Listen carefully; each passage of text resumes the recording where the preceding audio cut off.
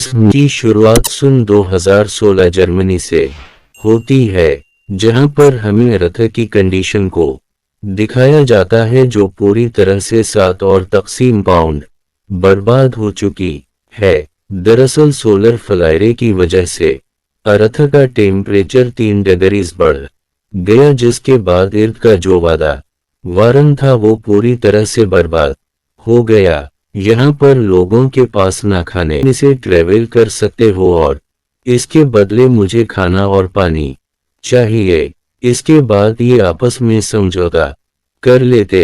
ये सूडी में उनको खाना और पीने के लिए पानी देते हैं, जिसके बाद हड्डी में उनकी गाड़ी में कुछ चिंगस करता है और इन्हें कहता है कि इस गाड़ी से तुम बहुत ज्यादा ट्रेवल मत करना, क्योंकि इस में कोई ना कोई प्रॉब्लम जरूर आ सकती है। फिलिप तय करता है कि वो डैमान को अपनी साथ ले जाएगा, ताकि अगर रास्ते में गाड़ी में कोई भी प्रॉब्लम आए तो वो उसे रिपेयर कर दे। हालांकि दोनों लड़कियों को ये बात अच्छी नहीं लगती, पर उनके पास शायद इसके अलावा कोई भी रास्ता नहीं है और अब ये चारों के चारों गाड़ी से पहाड़ों की तरफ निकल पड़ते हैं। पर बहुत लंबा सफर तय करने के बाद ये देखते हैं कि आगे रास्ता ब्लॉक है। वहां पर मेटल का एक बहुत बड़ा स्ट्रक्चर पड़ा होता है।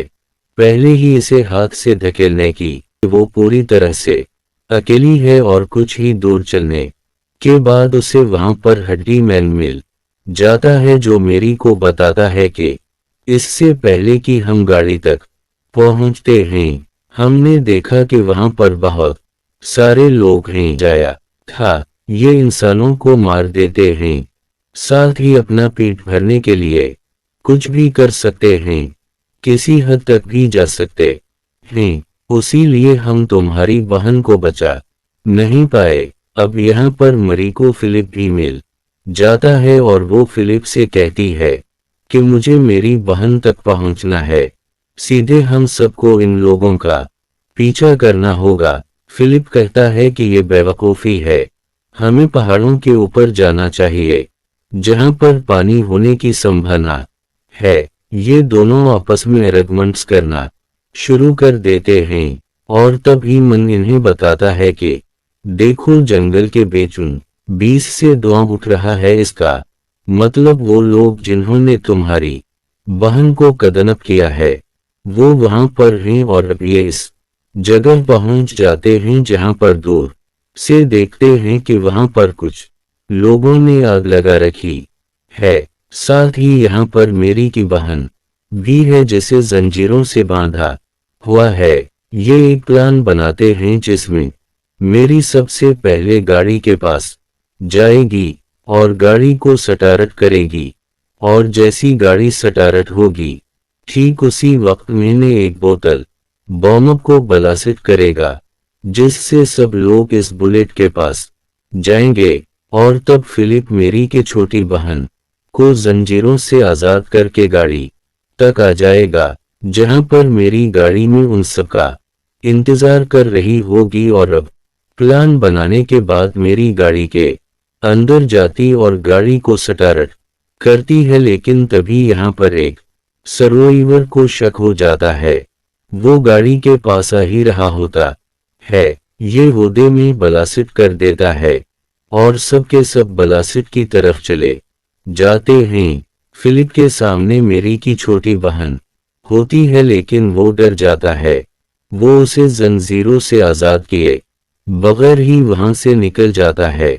तभी एक आदमी इस पर हमला करता है जो उसके पैर को जख्मी कर देता है, लेकिन फिलिप किसी तरह से गाड़ी में आ जाता है जहां पर मेरी होती है।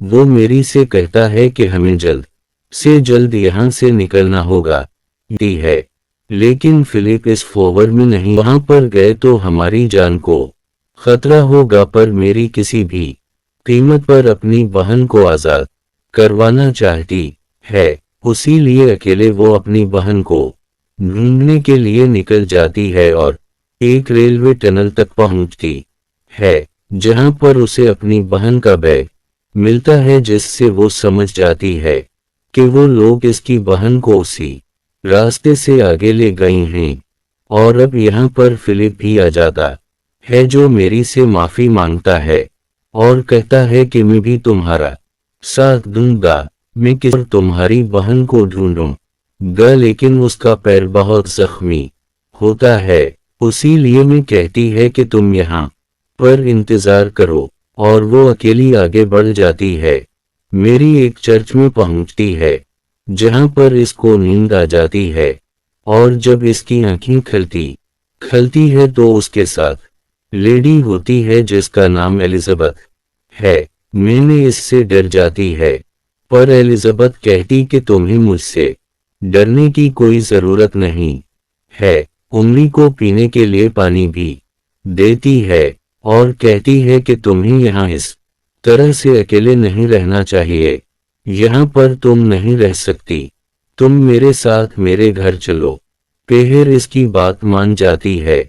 मेरी रास्ते में उसे बताती है कि पैर जख्मी है और वो रेलवे टनल के अंदर मेरा इंतजार कर रहा है। और अब ये दोनों के दोनों एलिजाबेथ के घर पहुंच जाते हैं जहां पर मेरी देखती है कि इस का पूरा परिवार है।